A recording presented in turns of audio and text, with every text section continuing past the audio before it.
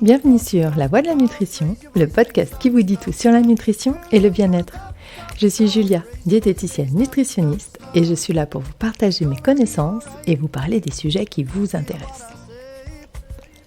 Parce qu'il est important de savoir ce que l'on met dans son assiette et d'être acteur de sa santé, je vous explique tout ce qu'il y a à savoir pour avoir une alimentation équilibrée, saine et gourmande. Car oui, le plaisir doit rester au centre de notre assiette. En cette semaine plutôt hivernale, où nos corps, nos cœurs et nos têtes nous réclament chaleur, réconfort et raclette, je vais vous parler non pas de fromage, mais de la patate douce. Qui est-elle ? D'où vient-elle ? Est-elle meilleure que la classique pomme de terre ? En quoi est-elle différente ? Et est-elle si différente ? Bref, vous saurez tout sur cette douce patate. Si vous souhaitez avoir plus d'infos, de conseils et de recettes, vous pouvez aller visiter mon site lanutritionpourtous.fr ou me retrouver sur Instagram avec le compte Julia Lapidiette. Et si vous avez encore plus de questions ou besoin d'un accompagnement personnalisé sur Lyon ou à distance grâce aux téléconsultations sur Doctolib, n'hésitez pas. Mais quoi qu'il arrive, n'oubliez pas que votre santé et votre corps méritent le meilleur. Alors, ne les confiez pas à n'importe qui. Je vous souhaite une bonne écoute.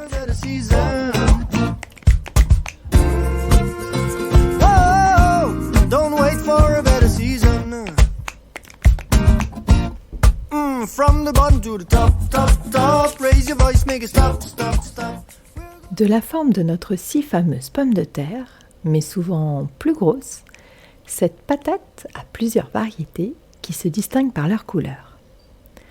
À la peau brune-orangée et à la chair allant de l'orange au jaune pâle, ou à la peau pourpre-rosée et à la chair plutôt blanche, ces tubercules sont originaires d'Amérique du Sud. Et oui, des tubercules, ce sont donc des féculents, des glucides complexes, donc des équivalents des pommes de terre, des pâtes, riz, lentilles et compagnie dans votre assiette. Leur chair orange est plus sucrée que la blanche et se rapproche au niveau du goût plus de la noisette ou de la châtaigne. Riche en fibres, cela fait baisser son indice glycémique malgré ses 20% de glucides contre 15% pour la pomme de terre. Et elle gagne donc cette bataille en ayant un impact moins important sur la glycémie que la pomme de terre.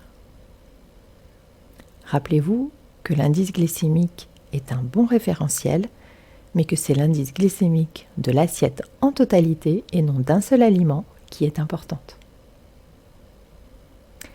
La patate douce a aussi un fort pouvoir satiétogène grâce à sa teneur en fibres et nous évite les coups de fatigue de l'après-midi. Riche en cuivre, en manganèse et en magnésium, mais aussi en vitamines A, C, B6 et B9. Le bêta-carotène qu'elle contient vous aidera à avoir une jolie peau et à booster votre système immunitaire. Elle est l'alliée de notre foie et jouerait un rôle dans la prévention de certains cancers et dans la santé cardiovasculaire. La plus riche en micronutriments est la variété à chair orangée. Attention cependant, si vous souffrez de calculs rénaux, elle est riche en oxalates. Vous pouvez aussi voir votre peau et vos ongles virer à l'oranger si votre consommation est vraiment abusive.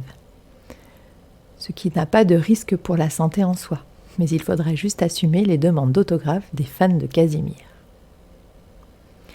On doit la consommer cuite sous peine d'intoxiquer notre système nerveux central et de provoquer convulsions et hallucinations. Il faut aussi veiller à bien brosser sa peau pour éviter la consommation de moisissures potentiellement présentes sur la peau de la patate et invisibles pour nos yeux, ce qui vous permettra aussi de la consommer non pelée et de profiter ainsi d'encore plus de précieux atouts santé. En soupe, en gratin, poêlée, rôtie, entière, en morceaux, râpée en galettes, en frites au four, dans un curry ou un couscous, elle adoucira tous vos plats. Avec de l'orange, des carottes et des épices comme la cannelle, le curcuma, le gingembre, le poivre ou encore du lait de coco, c'est un délice. Il y a aussi bon nombre de recettes sucrées à découvrir. Elle a l'avantage de ne pas contenir de gluten et de pouvoir être un bon substitut culinaire en farine ou en purée. Pour sa cuisson, une vingtaine de minutes dans l'eau bouillante et jusqu'à 45 minutes au four. Pour les plus pressés, vous pouvez piquer votre patate douce de 1000 trous de fourchette avant de la torturer au micro-ondes pendant environ 6 minutes à pleine puissance. Elle devra se laisser transpercer par une lame sans résistance. Je ne rentrerai pas ici dans le débat de la cuisson au micro-ondes. C'est juste une astuce pour les gens pressés que chacun validera ou pas en son âme et conscience. Entre 1 à 3 € le kilo, consommez-la 1 à 2 fois par semaine pour rester dans une variété alimentaire digne de ce nom. Et oui, ce n'est pas parce qu'elle est bonne pour la santé qu'il faut en abuser, car il y a plein d'autres aliments bons pour la santé et de la place pour chacun. Sa pleine saison débute en septembre et se poursuit jusqu'en mars. C'est bien un aliment plus nourrissant que la nature nous donne pour traverser l'automne et l'hiver. Elle subit un stockage post-récolte obligatoire avant de la faire maturer et de faire révéler sa pleine saveur dans une phase de stabilisation. Elle arrive donc à l'âge de 2 mois sur nos étals. Conservez-la chez vous 1 à 2 semaines au frais et à l'abri de la lumière, mais pas au réfrigérateur. Vérifiez que sa chair soit toujours bien ferme et d'une couleur plutôt homogène, pas de taches marronasses ou verdâtres. Si vous achetez des patates douces de différentes tailles, n'hésitez pas à les découper avant cuisson pour harmoniser taille et donc temps de cuisson. J'espère, comme toujours, que vous avez appris des choses dans la construction de votre alimentation, santé et plaisir. Si vous avez aimé ce podcast, n'hésitez pas à le partager pour faire du bien autour de vous. Vous pouvez aussi vous abonner sur l'application avec laquelle vous l'écoutez pour recevoir gratuitement les nouveaux épisodes chaque semaine. Et vous le savez, pour continuer à faire connaître mon travail, j'ai besoin de vous. Alors pensez à mettre 5 étoiles sur Apple Podcast, sur votre iPhone ou celui des copains ou des collègues.